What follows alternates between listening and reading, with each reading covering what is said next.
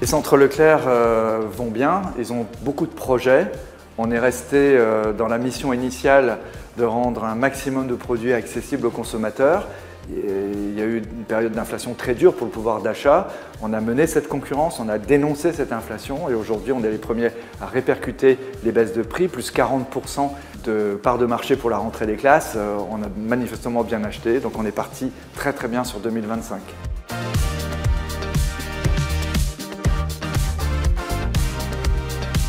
La distribution française bouge, il y a de nouvelles enseignes, à la fois en spécialisation et puis même en hard discount, en tout cas en opportunité comme Action et tout ça.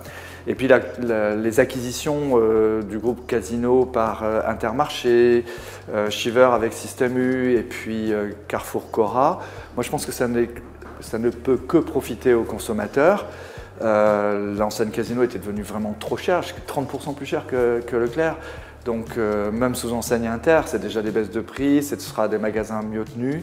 Je pense que 2025, la distribution française, dans une manière peut-être un peu plus équilibrée sur le plan local, va profiter aux consommateurs.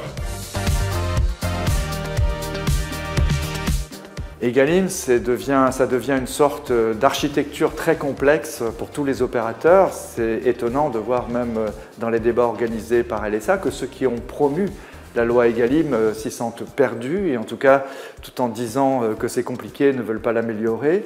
Et donc, je pense qu'il faut arriver professionnellement, les interprofessions, à convaincre le législateur, soit à réformer Egalim pour le simplifier, c'est ce que demandent les PME, mais c'est aussi pour que les premiers achats des agriculteurs se fassent à un prix que les agriculteurs connaissent.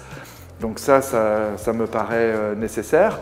Après, je pense que l'autorité de la concurrence ne souhaite pas que ça aille plus loin. Nous devons être concurrents entre distributeurs et les industriels doivent rester concurrents entre eux, même si, de l'autre côté, on doit garantir le revenu des agriculteurs, ou en tout cas des contrats tripartites, corrects, avec la visibilité pour les agriculteurs du prix auquel ils vendent.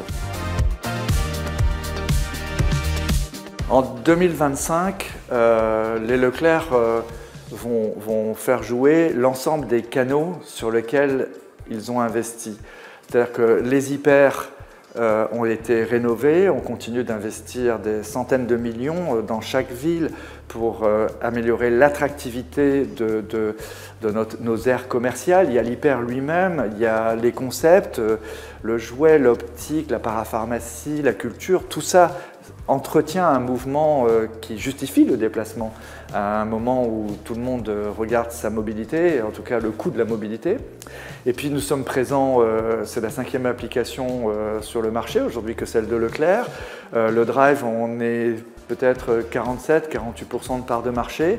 Donc on peut, tout ça a pris Leclerc, hein, donc on peut aujourd'hui activer beaucoup de leviers pour garantir d'abord à nos banquiers et à nos fournisseurs qu'on va faire une belle croissance, mais aussi une belle performance qui va bénéficier à nos clients.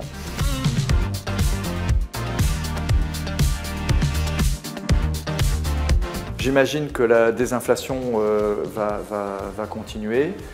Je pense qu'il y aura des poches de baisse, en tout cas on va aller les chercher.